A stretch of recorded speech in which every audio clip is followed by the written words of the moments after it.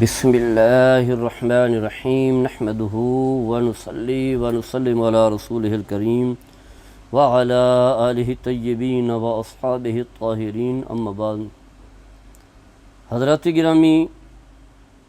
حج کے فرض ہونے کے لیے اس کا جو ایک مخصوص نصاب ہے، اس نصاب کا مالک ہونا ضروری ہے۔ یعنی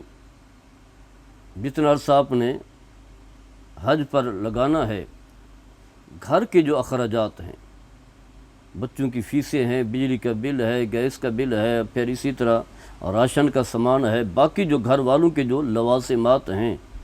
40 دن جیسے قوم بیش آپ نے وہاں رہنا ہے، وہ سارے اخراجات، وہ سارے لوازمات بھی موجود ہوں،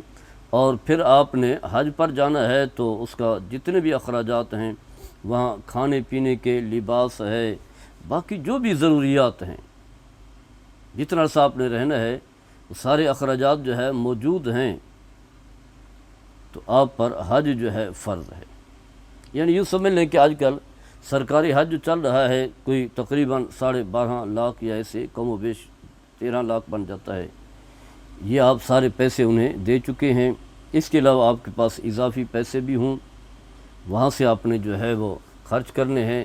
زیارات کے لیے جانا ہے، جہاں بھی آپ کے اخراجات ہوں گے وہ بھی ہوں، اور پھر 40 دن کم و بیش جو ہے رہنا ہوتا ہے، تو گھر والوں کے جو اخراجات ہیں، بچے پڑھ رہے ہیں تو ان کی تعلیم ہے، کھانے پینے کی اشیاء ہیں، باقی بل وغیرہ ہیں، باقی جو بھی لوازمات ہیں وہ بھی آپ سارے دے چکے ہیں۔ اگر آپ گھر کے سربراہ ہیں تو آپ پر حج جو ہے آپ فرض ہو چکا ہے۔ اب سوال یہ ہے کہ حج فوری ہے یا بعد میں بھی کیا جا سکتا ہے؟ تو یہ بات یاد رکھیں کہ جب آپ صاحب نصاب بن گئے، یعنی جو تقاضے ہیں حج کے فرض ہونے کے، ساری چیزیں ہو گئیں، تو پھر فوری طور پر حج کرنا چاہیے۔ اگر لیٹ کریں گے تو گناہ گار ہوں گے۔ یہ بات یاد رکھیں، ہمارے ہاں منفی باتیں معاشرے میں پائی جاتی ہیں، کیونکہ بر صغیر کے لوگ جو ہے اسلام سے دور ہیں، اسلام کا پتہ ہی نہیں ہے، احکام شرعیہ کا پتہ ہی نہیں ہے، اور اگر علماء بتائیں بھی تو وہ سنتے نہیں، اس طرح کی باتیں سن بھی لیں تو زندگی اپنی مرضی کی گزارتے ہیں، لوگوں سے جو باتیں سن رکھی ہوں گی وہی انہیں یاد رہتی ہیں، علماء سے جو قرآن حدیث کے ماہر لوگ ہیں ان سے جو باتیں سنی ہیں وہ انہیں یاد ہی نہیں رہتی۔ بہت ساری باتیں ہوتی ہیں کہ پہلے بیٹی کی شادی ہے، حج بعد میں، بیٹی گھر میں بیٹھی ہے، بالغ ہو گئی ہے، یہ ہے وہ ہے،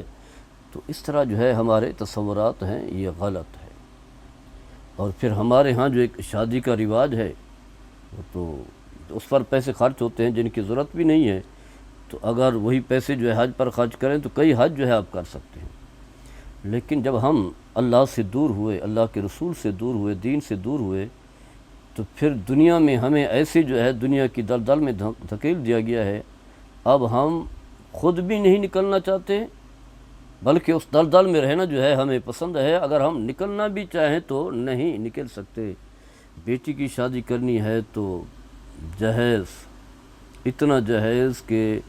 یعنی 30-35 لاکھ تو ایک معمولی سا ہے، اس سے زائد جو ہے خرچے ہوتے ہیں، جبکہ اس کی کوئی ضرورت نہیں ہے۔ یہ کیوں ہوا؟ اس کی وجہ یہ ہے کہ ہم نے اپنے اوپر خود بخود جو ہے بوجھ ڈال لیا ہے۔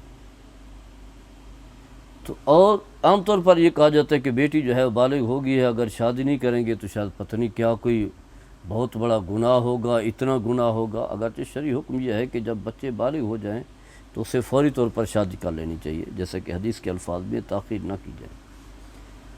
تو اسے بہانہ بنا کر کے جو ہے حج فرض ہو چکے، آپ حج نہیں کر رہے، پھر یہ سوچتے ہیں بچوں کو تعلیم دے رہے ہیں، تعلیم کے اخراجات ہیں، جبکہ تعلیم فرض نہیں ہے، لازم نہیں ہے، ہم نے فرض بنا لی ہے۔ اور تعلیم بھی ایسی کہ جو ہے وہ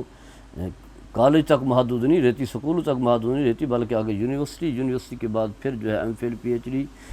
مخصوص کورس جو ہے وہ اسپیشلسٹ اسی میں لگے رہتے ہیں، پوری زندگی ختم ہو جاتی ہے، پیسہ وہاں اڑ جاتا ہے، اور اس اعزاز کو نہیں پا سکتے، فرض ادا نہیں کر پاتے اور اس دنیا سے چلے جاتے ہیں۔ لاکھوں لوگ ہیں صاحب نصاب ہونے کے باوجود جو ہے حج کیے بغیر اس دنیا سے چلے گئے، اور پھر پتہ ہی نہیں ہے۔ بس اوقات جو ہے انسان کو اگر پتہ ہو احکام شرعی کا علم ہو، ٹھیک ہے میں لیٹ کر رہا ہوں، غلطی ہو رہی ہے، خطا ہو رہی ہے، تو گھر والوں کو وصیت کر کے جائے بھی اگر میری موت واقع ہو جائے تو کسی کو حج بدل کروا لینا۔ حج بدل کا کسی کو پتہ نہیں حج بدل کیا چیز ہوتی ہے،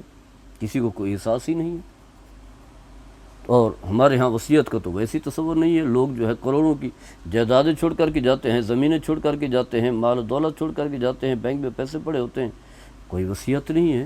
بھی کم از کم اللہ نے اتنا جو مال دیا ہے تو ورثاء کے لیے بھی ہے، انہیں بھی ایسی تنگ دست نہ چھوڑیں، لیکن تہائی مال میں تو وصیت کر کے جائیں جو آپ کے لیے صدقہ جاریہ بنے،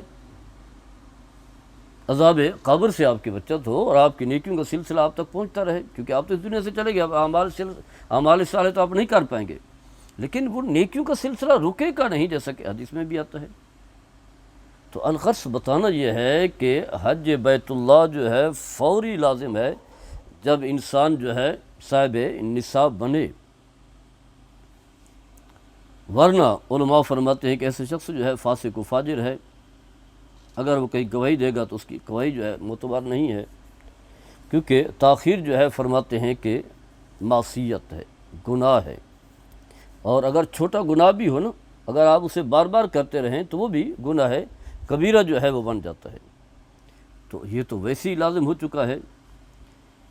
حدیث پاک میں آتا ہے، قرآن کریم میں اللہ تبارک و تعالیٰ ارشاد فرماتا ہے وَلِلَّهِ عَلَى النَّاسِ حِجُّ الْبَيْتِ مَنِ اسْتَطَاعَ إِلَيْهِ سَبِيلًا، سورہ آل عمران کی آیت نمبر 97 ہے، فرمایا کہ اللہ کی خوشنودی کے لیے لوگوں پر لازم ہے، فرض ہے، ضروری ہے حج بیت اللہ اس شخص پر جو وہاں جانے کی طاقت رکھتا ہے، اور پھر یہی فرمایا وَأَتِمُّ الْحَجَّ وَالْعُمْرَةَ لِلَّهِ، حج اور عمرہ کو اللہ کے لیے جو ہے پورا کرو، اور امر جو ہے یہ فوری ہے، یہ نہیں ہے کہ حکم تو دے دیا جب دل کرے کرتے رہیں، ایسا کوئی حکم نہیں ہے۔ اور پھر میرے آقا صلی اللہ تعالیٰ علیہ وسلم نے فرمایا حجو قبل اللہ تحجو، فرمایا کہ لوگو حج کرو اس سے پہلے کہ وہ زندگی کی گھڑی آئے تم اس دنیا سے چلے جاؤ اور حج کرنے کا موقع ہی نہ ملے، یا ابھی وسائل ہیں، دولت ہے، صاحب نصاب ہیں، تو ہو سکتا ہے کہ یہی دولت جو ہے ختم ہو جائے، تنگ دستی کی طرف جو ہے بڑھ جائیں، تو پھر کیسے حج کر پاؤ گے؟ تو فرمایا اس سے پہلے کہ حج کرنے کا موقع ہی نہ ملے اب حج کر لو، کیونکہ زندگی کا کوئی پتہ نہیں ہے۔ اسی طرح فرمایا کہ تعجلوا الی الحج، فرمایا کہ فإن أحدكم لا يدري ما يعرض له، فرمایا کہ حج جو ہے وہ فوری طور پر کرو، جلدی کرو، یعنی حج سے مراد جو ہے فرض حج ہے، نفلی نہیں ہے، فرمایا کہ تم میں سے کوئی شخص جانتا ہی نہیں ہے کہ بعد میں اس کے لیے کیا چیز جو ہے وہ پیش آئے گی۔ اسی طرح فرمایا کہ ملم یابس و مرض و حاجت ظاہرۃ و مشقت ظاہرۃ و سلطان جائر فلم یحج فلیمت، فرمایا کہ وہ شخص کے جسے کوئی بیماری لاحق نہیں ہے، کوئی ظاہری کوئی حالات ایسے نہیں ہیں، کوئی حاجت و پریشانی بھی نہیں ہے، کوئی مشقت بھی نہیں ہے، کوئی بڑھاپا بھی نہیں ہے، اور کوئی ظالم حکمران بھی جو ہے رکاوٹ نہیں ہے، اس کے بعد فرماتے ہیں کہ فلم یحج،